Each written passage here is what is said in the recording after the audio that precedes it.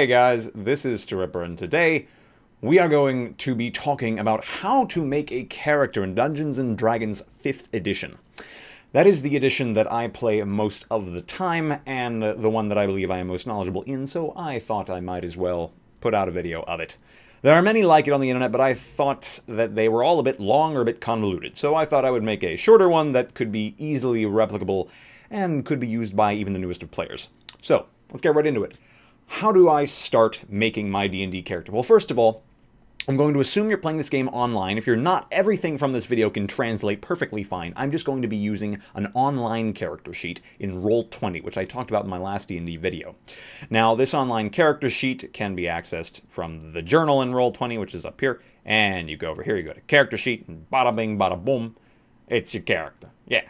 And I just leave that dumb name that Roll20 generates, or I just get rid of it entirely. It's useless right now. So, let's get right into it. What is the first thing you should do with your character when you are first making one in a 5e game? Nothing.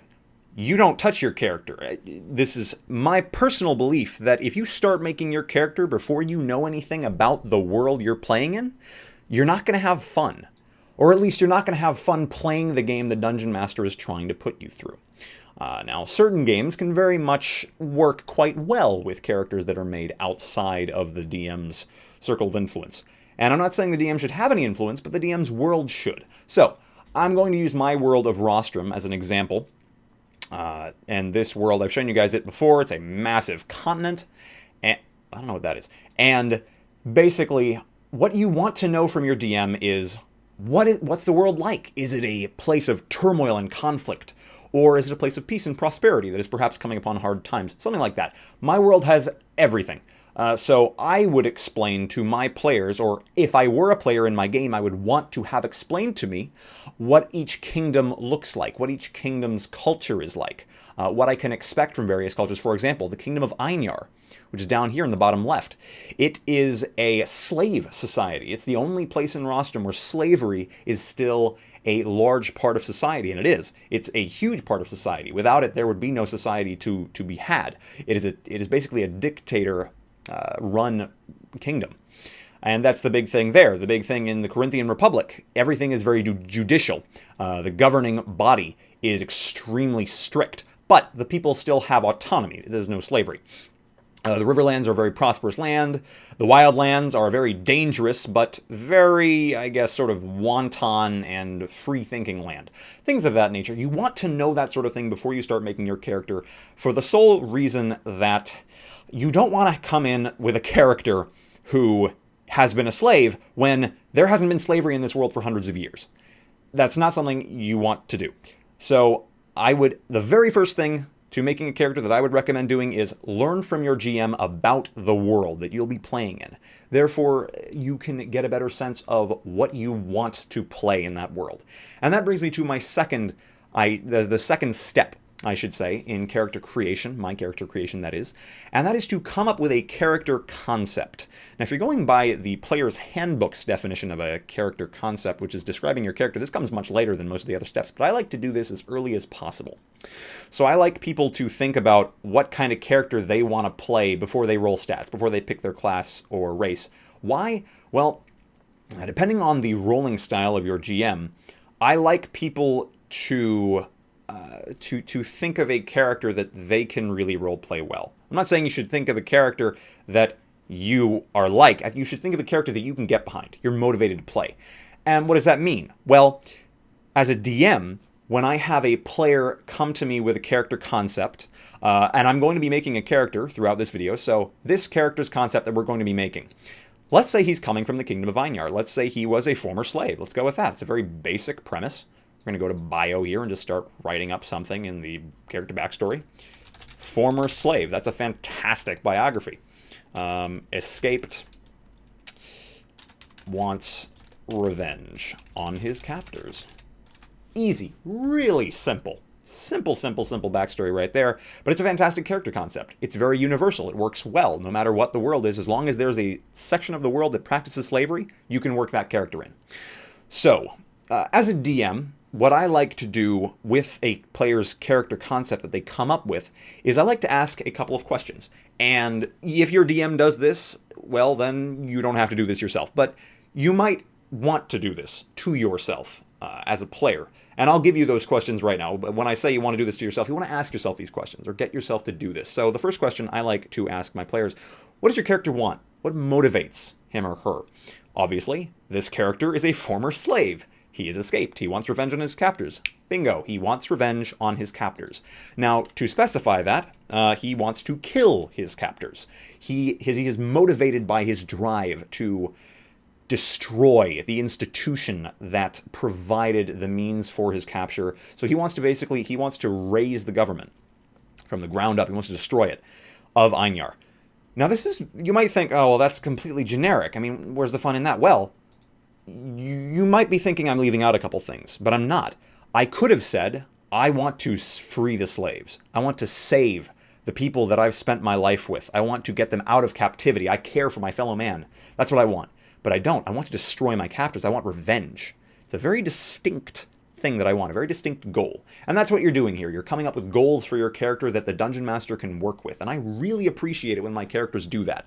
When they come up with goals for themselves that I can play with in the world. I can create hooks for them that are personal, that feel like they were made for their character, because they were. Now, I think I have lingered a bit much on that single question. The next question is, what are they willing to do to get it?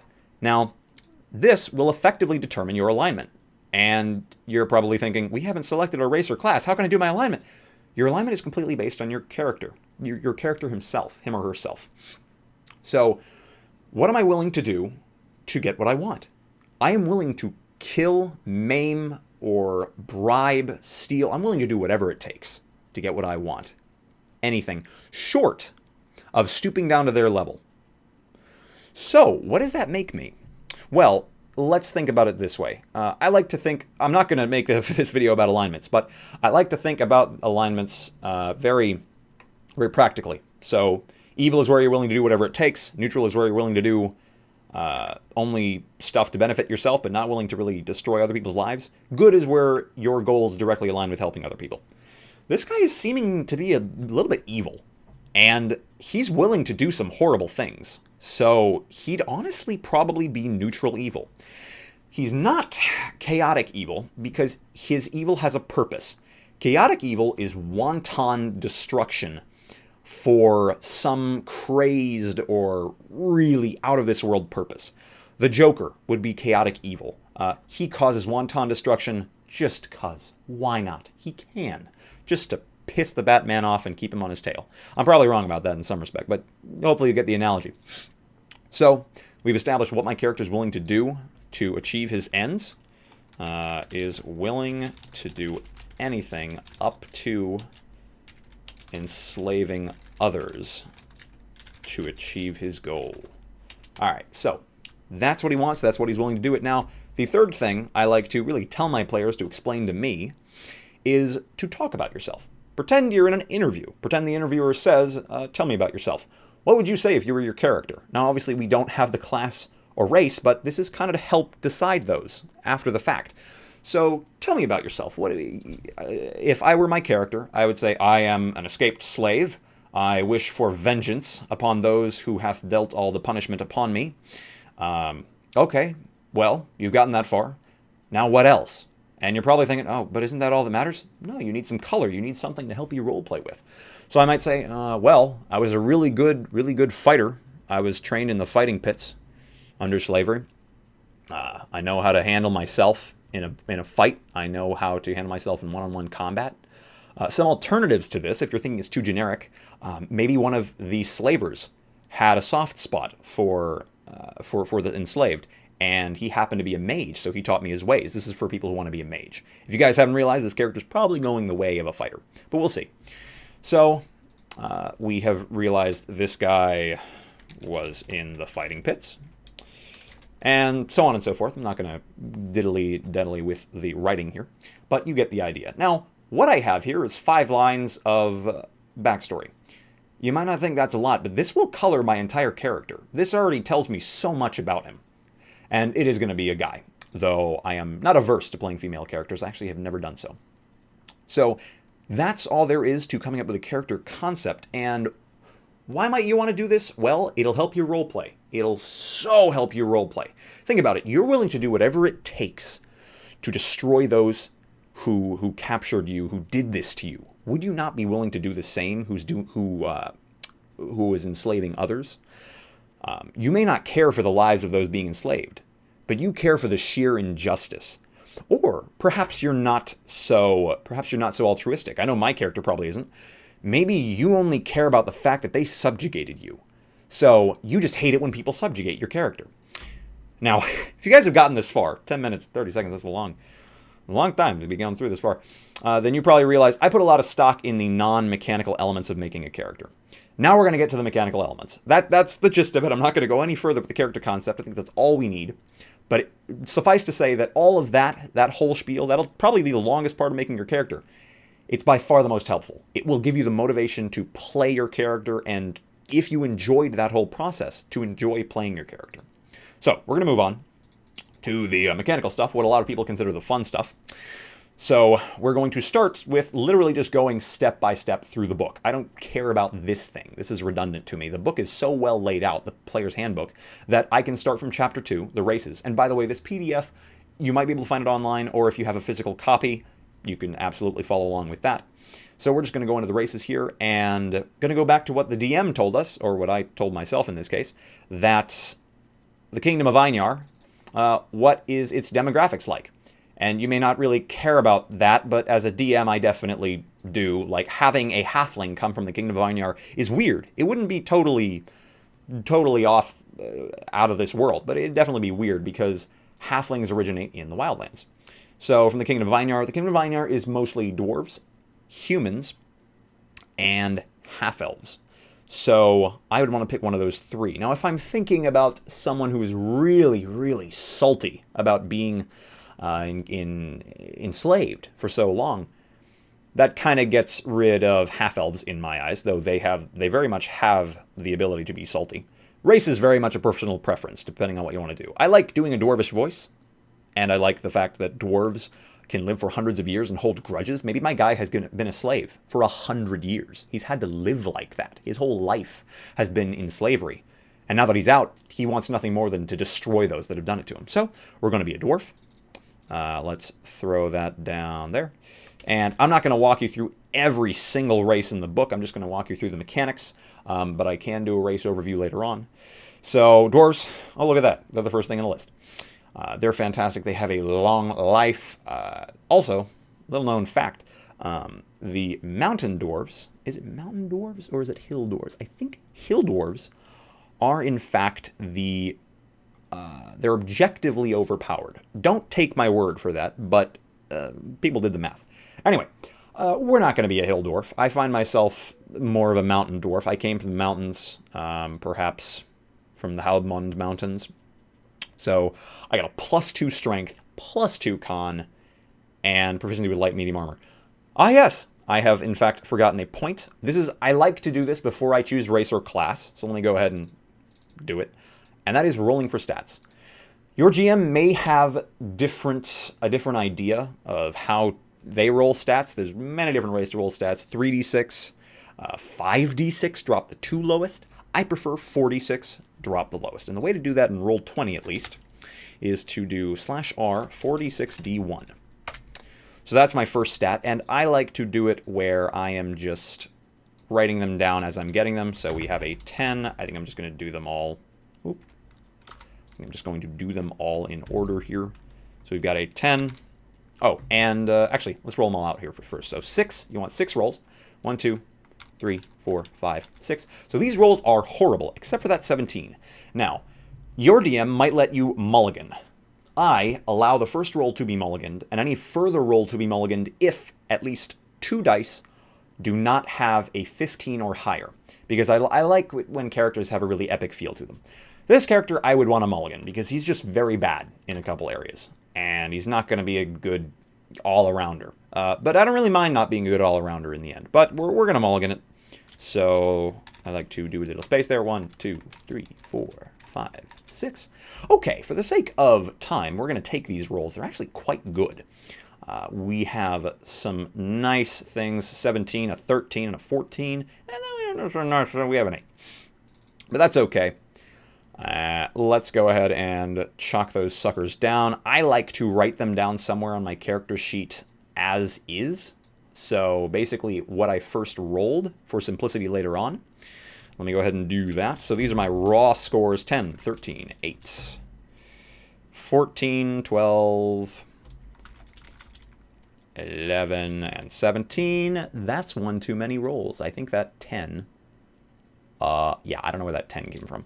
Oh, yeah, the other roll. So we've got our stats. Now let's allocate them. So we are going to be a fighter.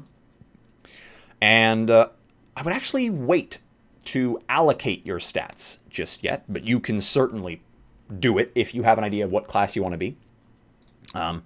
If you do, then you can go straight to the class section. But first, you need to make sure that you are aware of all of the traits of your given race.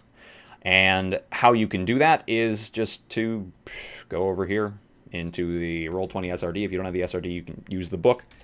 Get up the dwarf under races, and bada bing, bada boom. It says all the details for a dwarf. Easy peasy. So we got that. Get out of here, Mom. So we got that, and basically now to allocate our stats efficiently, we're going to want to go to our classes. And I can do a video on classes later on, but we're going to go with fighter. It's very simple. Spellcasters have to do a bit more when they're making their characters, but we're just going to go straight to the fighter. And we are going to check out their quick build. So I like to go by this because generally, for most cases, it will do what we want it to do with our character. And let me show you what I mean by that. So under quick build, it says, first make strength or dex your highest ability score depending on whether you want to focus on melee weapons or on archery. So I want to use big wacky things. That could be misconstrued. So our highest score we want to be in strength. And then my next guys should be in con or intelligence. We're not going to be on Eldritch Knight. I think we're going to go with con. And then second, choose the soldier background. That will come in handy later. And it's very much a malleable thing that you can change on the fly. But that's something we can talk about another time. So con, we're going to make 14. And then as we go on, you can think of some little quirks about your character. So what does your character not do so well? What does he do so well? My character's a very adept fighter, so obviously his strength is going to be very high, his con's going to be quite high. What does he not do so well at? So maybe because he's been enslaved for so long, he has no real education to speak of. He's not very intelligent. But he is wise. So his 13 will go into wisdom. He knows how to survive. Perhaps his 12 can go into charisma. He knows how to get what he wants when he wants it. Sometimes, though. Obviously, he's not a bard in this case, or he's not someone who knows how to convince people outright. So that, quite easily enough, is our class and race. Now, individual traits and abilities you can find quite easily by checking out the listings in the SRD or in the book itself. And how I like to orient those on the character sheet, this is very different by different people, so I'm not going to go too in-depth, but I like to write down a small, maybe one-line summary of every individual ability. So, for example, with the fighter, we are going to first start out with the fighting style. We get a fighting style at level 1 as a fighter. So I like to write it down here. We're definitely going to put great weapon fighting. Obviously, we hit people really, really hard. And what I like to do with that is either copy the whole thing into the character sheet or make an easy description. And an easy description it's in the eye of the beholder. But let's see if I can come up with one on the spot here. When you roll a 1 or 2 on damage dice for an attack, you make a dealing hands. Okay, so when roll 1, 2 on damage die for melee for 2-hand melee weapon. Can reroll. Whoopsie daisies. Can reroll. All right. I think. Yep.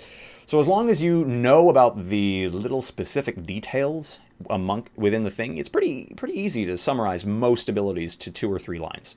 This one I could probably cut down to 2 lines, but you know, on-the-spot improvisation. So the rest of these, you'll want to get in there, the ones that you choose for fighting style, and of course, things like Second Wind and anything you get at your current level. This is a level 1 character, so we just get fighting style and Second Wind. I'm not going to put down Second Wind, but it's quite easy to mark down. And that is basically all we need to know about our class, except for this stuff, the important stuff. I skipped down a little too fast. So, class features. At the very start, you're going to want to write this stuff down. It's very easy. It's just numbers and check marks. So, unless you're using a physical sheet, you just write some stuff down. So, your hit points, starting at first level, are going to be, as you see, 10 plus your con mod. So, 10 plus my con mod is 12. However, I just remembered something. I have just allocated my stats, but I get stat bonuses for being a dwarf. So, let's fly back to the dwarf. This is getting a little bit scatterbrained, but this is actually what most character creation sessions with me or for me look like. I'm usually all over the place, and that's okay. If you're a new player and you're getting confused by this, I would honestly just follow the step-by-step character thing. It's a very easy way to do everything in a very easy fashion. But I like to kind of jump around. So, dwarf traits, our con increases by 2. We have 16 con. Mountain dwarf, we have 19 strength. We are a heavy hitter. Also, if you feel like it, you can plop out a name from here. I like the name Alberic. That sounds pretty cool. How about Alberic Stoneheart? I like that name. Alberic Stoneheart. Maybe he holds a massive stone maul, and that's what he fights with. So our starting hit points is not, in fact, 12. It is 10 plus our con, which is now 13. We have proficiency with light and medium armor. This stuff you can write down in your proficiency section at your leisure, as long as you keep in mind that this is something you want to have written down in your character sheet. You want to have, ideally, you'll want to have all this stuff written down in some form on your character sheet. In the bio section, what I usually do is I just copy all of the traits that my race and class have, and put it in additional features and traits. And if you're using a character sheet, you can generally just print it on a separate sheet of paper. It's very easy to forget a trait that you have. Like, for example, Dwarven Resilience. I have advantage on saving throws against poison. I wouldn't have known that if I didn't have it written down. So have that stuff written down. Note your dark vision. Very important to note down. And your base walking speed is 25. And your speed is not reduced by wearing heavy armor. I didn't even know it was reduced by wearing heavy armor. Huh. So, dwarves are slow. They're big, chunky, slow boys. But that's fine. That's another thing you just write down. I'm kind of blazing past all this mechanical stuff because this is all relatively straightforward if you get to actually reading the stuff. But we're going to jump back to the class here. This is some important stuff. We have the hit points. Proficiencies. Make sure that you write these down. Write those down in the proficiencies box, wherever it is on your character sheet. Keep it in mind. Fighter proficiencies, they're very easy. Simple weapons, martial weapons, all armor, shields. Saving throws, strength and constitution. On this sheet, you can just check them. Bada bing, bada boom. And you got them up. And then over here, skills. Skills are very important. You are going to want to check 2 of the skills from this list. Let's see, acrobatics, animal handling, athletics, history, insight, intimidation, perception, survival. I would imagine he's got perception and survival because he has to survive in the slave camps of Einyar, and perception because he's got to keep his wits about him in the fighting pits. So that's all he's got. And equipment. Now we get to this part. I would, honestly, if I were you, I would not look in the equipment section until you've chosen your equipment. Because if you do, you're going to be calculating stuff and looking at different numbers and dice. I would pick what you think fits your character. So chainmail or leather, longbow, and 20 arrows. You want chainmail. We want chainmail, obviously. So chain, I'm just going to put that for ease of use. Martial weapon and a shield, or 2 martial weapons. I'm probably going to go with a martial weapon and a shield. Obviously, for this, you have to go to the equipment section to pick it out. I know that a maul is a martial weapon. I'm just going to double check. So a maul is, in fact, a martial weapon. So we're just going to take that. And we also have a shield. All right. So we have a shield. And then we go back over here to the equipment section, just going back and forth. Light crossbow and 20 bolts, or 2 hand axes. Probably want the light crossbow and 20 bolts. Though we don't have very good decks, it helps to have a a ranged weapon. I'm not going to write down the 20 bolts for the sake of time. Dungeoneer's pack or an explorer's pack.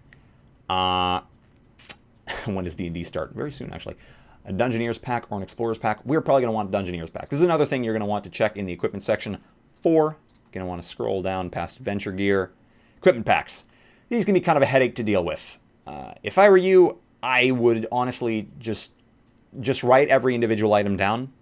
See which ones you don't like, drop them, and then get the weight and number later, or get the weight of them later. So we're probably going to want a Dungeoneer's pack. It's got a backpack, crowbar, water skin, easy stuff. I'm not going to write that down, but it's there.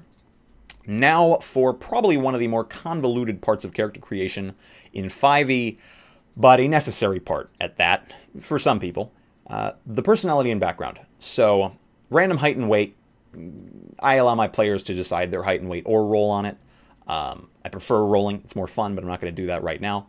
We're going to head over alignment we've already chosen based on the questions I was asking myself earlier. And blah, blah, blah, blah, blah. Languages. These are important. You're going to get languages based on your background or race. As a dwarf, I know the dwarven and common race. So I don't get a spare race with that. But your background will give you a spare race, depending on the background, of course. So we're going to go down to backgrounds. Inspiration's a thing I can talk about in a later video. Now, we're going to skip by most of these backgrounds, but they're all very useful in their own ways because we are looking for the soldier background. That was the one noted in the fighter class. Let's see if we can find that here. Just skipping soldier. So we are at the soldier, and this is a nice little background. I'm not going to read it here, but it's worth reading definitely, depending on what you want to do. And we're going to just check off some skill proficiencies. We just get these, athletics and intimidation. Now, on the off chance that you have already taken one of these skill proficiencies as your class skill, I believe it is noted in the book that you may choose a different skill that uses the same ability score. So if I had already taken athletics, I could take another skill that uses strength. However, there are none.